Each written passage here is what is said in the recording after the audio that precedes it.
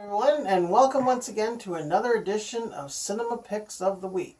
I know I always call it Paul's Cinema Picks, but I'm sure you all know that by now. So I'm sort of shortening it a bit and just calling it Cinema Picks of the Week. Today we are in appreciation for Black History Month because that's what it is. And for Black History Month, we're going to be talking today about different films dealing with contemporary black artists, and we're even going to be discussing blaxploitation in this edition. So let's get to it.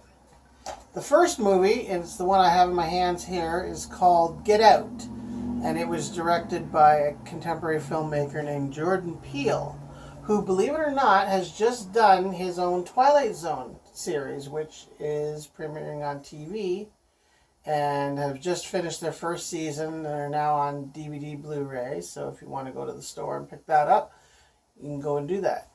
And this one here, Get Out, is a very, very good story. It's very intense.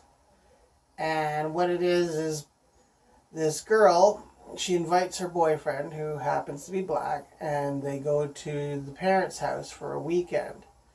And sinister things happen that they weren't expecting to happen. But you ever see the movie Guess Who's Coming to Dinner? Has anybody ever seen that movie? Anyway, the movie is a lot like that, only it's in reverse. The girl invites the guy, and the parents in Guess Who's Coming to Dinner, they take time, but they ultimately accept him. Here, they accept him almost right away. And that's where the trouble begins. And it's also very similar to a movie called The Stepford Wives. I don't know if a lot of people have seen The Stepford Wives or not.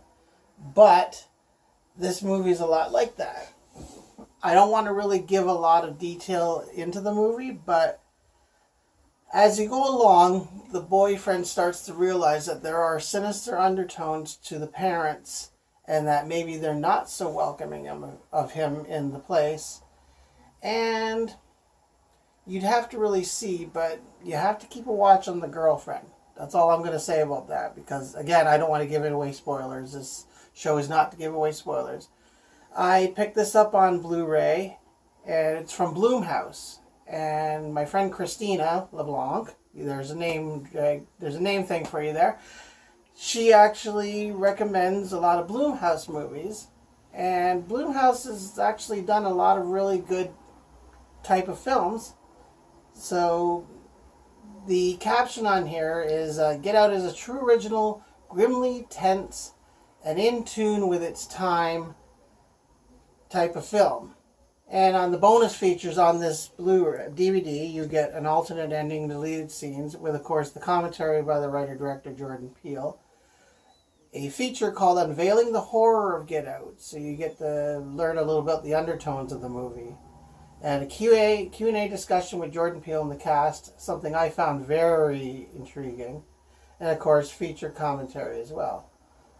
But if you want your type of horror with a little thought to it and something more complex and dealing with certain issues without bringing racism into it, this is the type of film you can watch safely.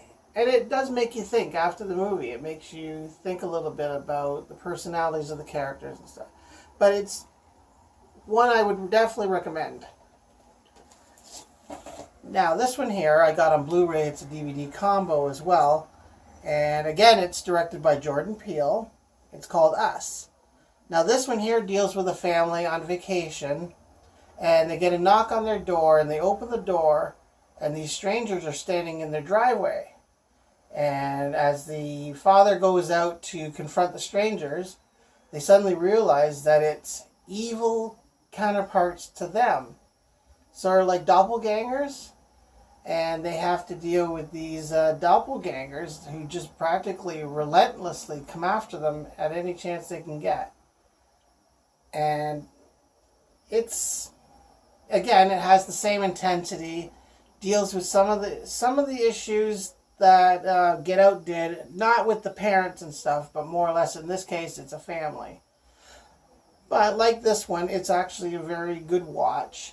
You really have to pay close attention, though. and you really have to think about what's going on. Like, why are the characters doing this? What's their motivation? That's the type of movie that Us is. But again, it's another movie that I would strongly recommend. Now, before a lot of contemporary filmmaking was done, there were films. Sorry, I have to take a drink here. There were films with black artists back in the 70s. They were like blaxploitation films. And in blaxploitation films, like today, a lot of people look at it in some cases disrespectful because, like it was exploiting the blacks and stuff like that as far as films were going. But I found blaxploitation to be very interesting, with a lot of the action and the dialogue, and some of them were talking in what was called jive, like American type jive. But the films are really, well, let's take a look at a couple here. I have Black Dynamite, and this one stars Michael J. White, and it's an homage to the blaxploitation film genre. And it's like the best piece of cinematic satire since Naked Gun. Yes, it does have sort of the humor that Naked Gun did, but again, it's more of an homage to the blaxploitation films. If you've watched stuff like Coffee, for instance, Foxy Brown, Superfly with Ron O'Neal, then you really enjoy movies like that. This one is more of a comedic look. And it's, at the same time, it's very funny. You've got the characters that you've come to know in a lot of blaxploitation movies, but they're done more or less for a humor purpose. And it's a lot of fun, too, to watch. And I remember getting this, and I don't think I've ever laughed my butt off anymore at a film until I saw Black Dynamite. So, yeah, if you can find it, pick it up. Now, the most famous of the blaxploitation movies, you can get like Coffee, Sheba Baby, Black Mama, White Mama, stuff like that. Jackie Brown by Quentin Tarantino was actually, again, sort of a contemporary homage to the blaxploitation movies. But the most famous one is the movie Shaft with Richard Roundtree. And this movie was made back in 1971. It was directed by Gordon Parks. Isaac Hayes, who is a very well-known musician and actor, actually does the soundtrack for this. And it's a cop named John Shaft with a very bad attitude. And he goes after the underworld thugs in New York City. And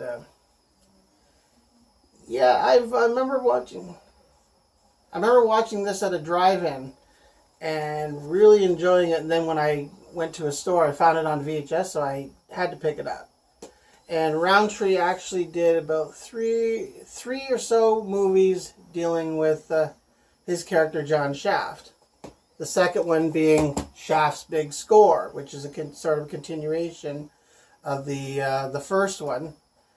And again, it's more or less Shaft is going after the underworld bad guys in New York and around Harlem. And then you got Shaft in Africa, where our title hero is kidnapped. He's abducted and taken to Africa and sort of like made into a slave. But of course, as you know, in typical Shaft fashion, he escapes and he goes after the slave masters and the beautiful princess who he has to help. And apparently, Richard Roundtree in 1993 won an MTV Movie Award for Lifetime Achievement for doing work in this one. Then after Roundtree had done the 3 films, he more or less left Hollywood for a little while. Left Hollywood for a little while. Then Samuel L. Jackson did a reboot of Shaft in the movie 2000. In the year 2000, he did his own version of Shaft. Then there was another one called Shaft Again, which was just made, I think, last year. And Samuel L. Jackson and Richard Roundtree, believe it or not, returns in this one. But they reveal that he's the uncle of this Shaft. So yeah, that's a little bit of a look at some of the blaxploitation films and some of the contemporary filmmakers by like Jordan Peele. And it goes to show you that the black artists actually have done very well and made a big mark in Hollywood. So that was a little bit of my look at the blaxploitation and the contemporary Black History Month in cinema. I want to remind you to like and subscribe to the channel and make sure you write some comments. And we hope that you're continuing to enjoy the shows and that we got more to come. But for now, this is Paul Westbrook saying goodnight for now. And remember, I'll be seeing you at the movies.